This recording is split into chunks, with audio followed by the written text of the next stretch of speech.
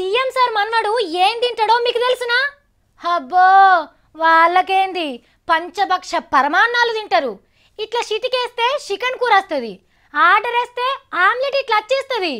కడుపు నిండినా తినబుద్దయ్యే సన్నబియ్యం పువ్వనే ఉంటుంది అని అనుకుంటున్నారు కదా.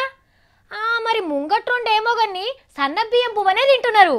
అవి కూడా ఏ సన్నబియ్యం అనుకుంటున్నారు?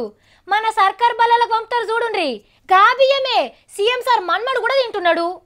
ఏంది నమ్ముతలేరా? అయితే గిజ్ చూడుండ్రి.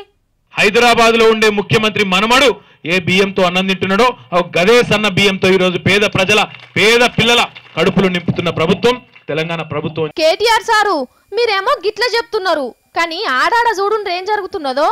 చదువుకునే పిల్లలకు మీ ఇండ్లల్లో తినే బియ్యం పోసి పంపుతుంటే సన్న బియ్యం బుక్కి దొడ్డు బియ్యం బువ్వ వండి పెడుతున్నారు కొందరు ఆఫీసర్లు.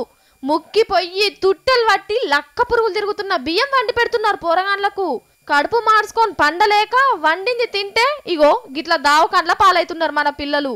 కేటీఆర్ సారు పెద్ద మనసుతోని మీరు పంపిన సన్న బియ్యం పోరగాన్ల దాకా అందేటట్టు చూడండి సారు.